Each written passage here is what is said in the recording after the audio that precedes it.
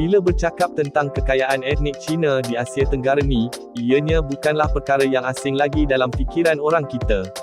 Kereta-kereta mewah dan rumah banglo ni nampak macam sesuatu yang normal untuk orang Cina. Jadi idea tentang Cina kaya ni boleh dikatakan terang lagi bersuluh.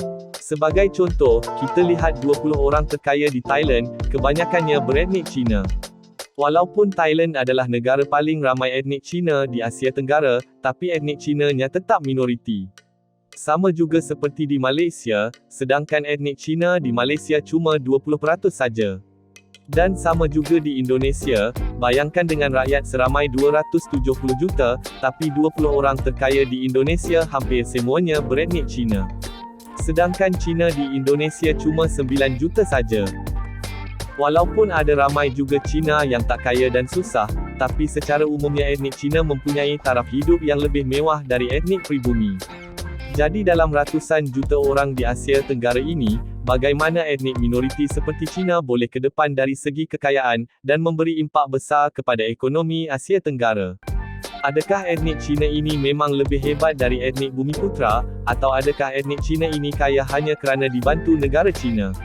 Kalau nak tahu jawapannya, tonton video ni sampai habis. Sebelum tu jangan lupa subscribe untuk support channel saya ni. 1. Minoriti.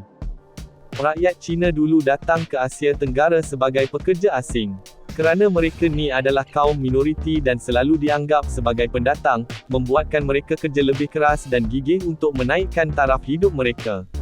Di mana kebanyakan rakyat Bumiputera agak selesa dan mengharapkan keistimewaan dari kerajaan, bangsa Cina pula sedang gigih mencari kekayaan. Tapi mesti korang akan cakap, banyak je kaum lain juga yang minoriti, tapi kenapa Cina je selalu kaya? Yang membawa kita ke poin seterusnya.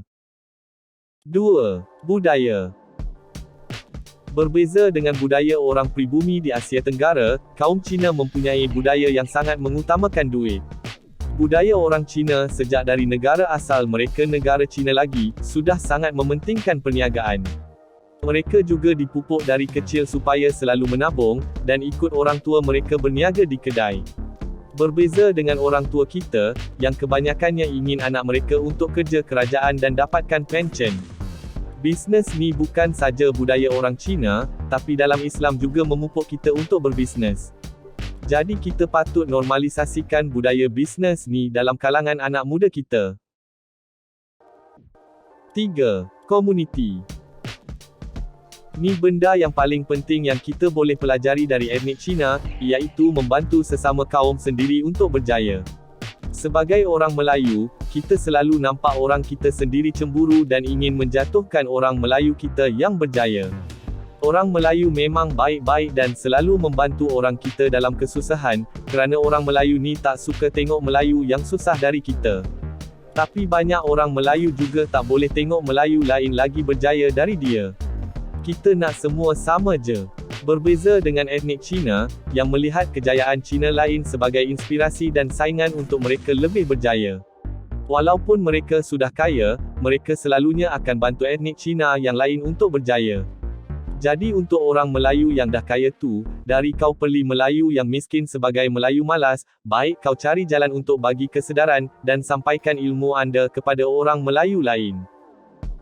Etnik Cina di Asia Tenggara juga mempunyai hubungan perniagaan antara orang Cina di negara lain, yang dikenali sebagai Bamboo Network.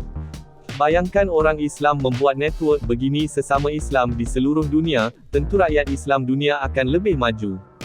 Jadi kita janganlah benci etnik Cina kerana kekayaan mereka, sebaliknya jadikan mereka sebagai inspirasi, dan semangat supaya lebih bekerja keras untuk bersaing dengan mereka secara sihat.